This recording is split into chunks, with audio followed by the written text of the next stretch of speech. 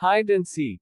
A simple game of hide and seek leads the children into the adventure of their lives. An exciting story that will have little readers turning the pages, eager to know what comes next. James, his sister Sally, and Mark, their BFF best friend forever, were bored. They had played all day, but now that it was dark and difficult to see, they had nothing to do.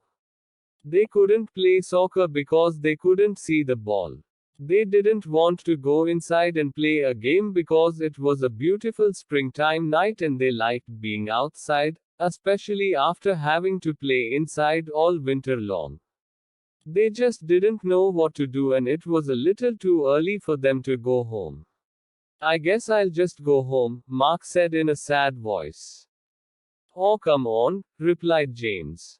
We still have time for another game of something. Then Sally said, I have an idea. Let's play hide and seek. I was just going to say that, James said. Yeah, I'll bet, replied his sister.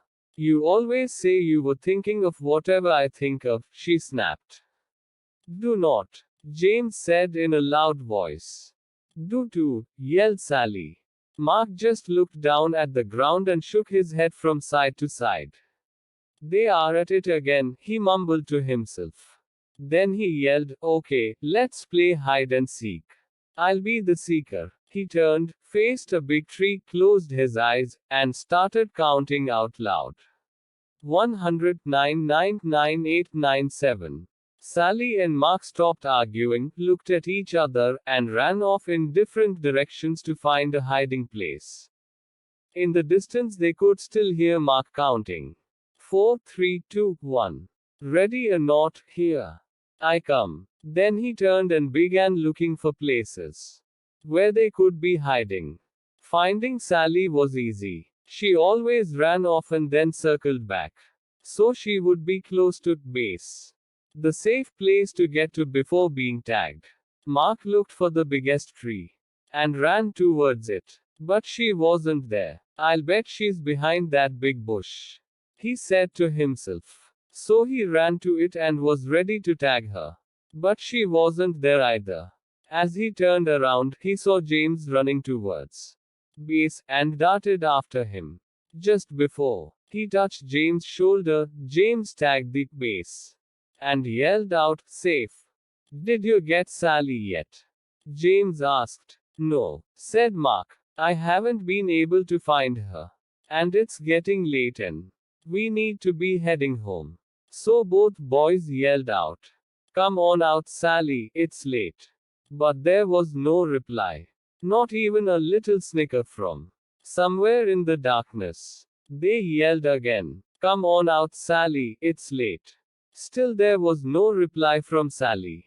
They began to worry and started searching for her. As they walked around the area they called out, Sally, come on, we give up, you're safe.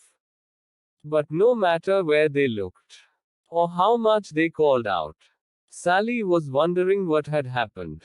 All she could remember was crawling under the big trunk of a fallen tree to hide.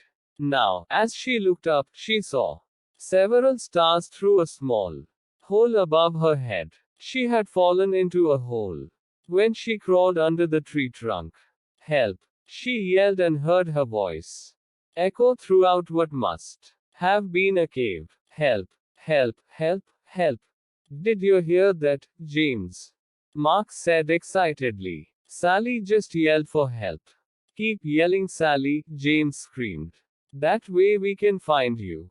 Sally heard her brother and kept screaming. After a short while the boys were standing next to the big tree trunk. Hey, are you stuck under this tree? Asked James. Kind of, Sally yelled.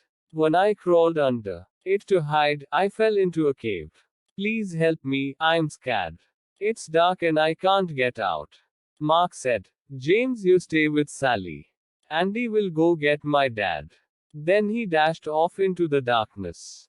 Don't be scared, James said. I am right here with you. No, you're not, Sally sobbed. You're up there and I'm down here. As Sally turned in the darkness of the cave, she bumped into something screamed, and began to cry. What's wrong? James yelled. There's something down here with me. Sally replied in a shaky voice. Just then, Mark and his dad came running through the woods. Mark's father knelt down and asked Sally if she was okay. He could hear her crying and sobbing. Sally, are you hurt? He asked. No, she said. But I'm scared and there is something down here with me. Stand back, Sally. I am lowering a rope and will be down with you in a second. Mark's dad tied the rope to the tree, found the hole under the tree trunk, wiggled a bit, and lowered himself into the cave. Sally could see him coming down the rope and stopped crying. Not only was he there, but the cave became brighter from the beam of his flashlight as it danced across the cave's floor and walls. I'll call your parents so they aren't worried, and we'll see what treasure Sally found, he said. When they got to Mark's house, they sipped their tea and began unwrapping the treasure. They carefully peeled off layers of old blankets and cloth to reveal a wooden box. They slowly opened it and stared in amazement. Oh my, Sally said in disbelief. I don't believe what I am seeing. The boys and Mark's father just stared. Inside the box were jewels of every color you could imagine. There were diamonds, rubies, sapphires, and emeralds of all shapes and sizes. Intermixed, they could see several gold coins and strands of pearls. We're rich, the boys screamed. Not quite, interrupted Mark's father. Someone could have lost this, and I don't think you should plan on spending any of it until we find out a little more. Besides, Sally found it. I'll share it, Sally said happily. That's nice, Sally, replied Mark's dad. But the right thing to do is contact the authorities. The next day, the four of them and Sally's mother drove to the police station, explained what had happened, and gave the treasure to the police to hold while they conducted their investigation. They left the police station sadly. And even the double-dipped ice cream cones Mark's father bought for them didn't make them smile. They drove back in silence. Several weeks passed with no word from the police. Then, one evening, Mark's father called James, Sally, and their parents. The police just called in. I think you should come over right now, he said. I'm afraid there is some bad news about the treasure. The police are on their way in. We'll explain everything when you get here. Sally and James didn't say much during the ride to Mark's house.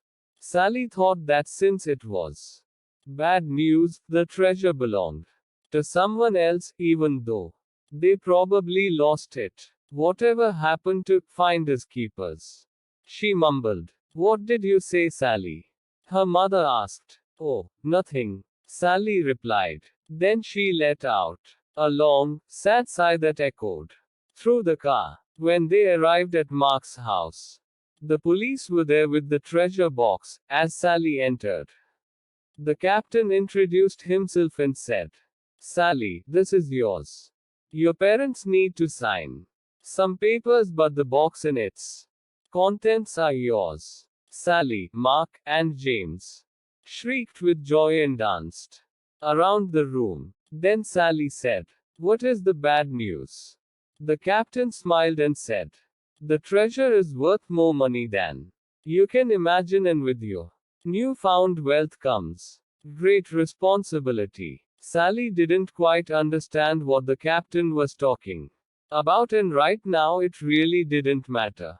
Mark asked, Are you going to share? Of course, Sally said. If you and James didn't help me, I might still be there. Several days later, Sally asked everyone over to her house.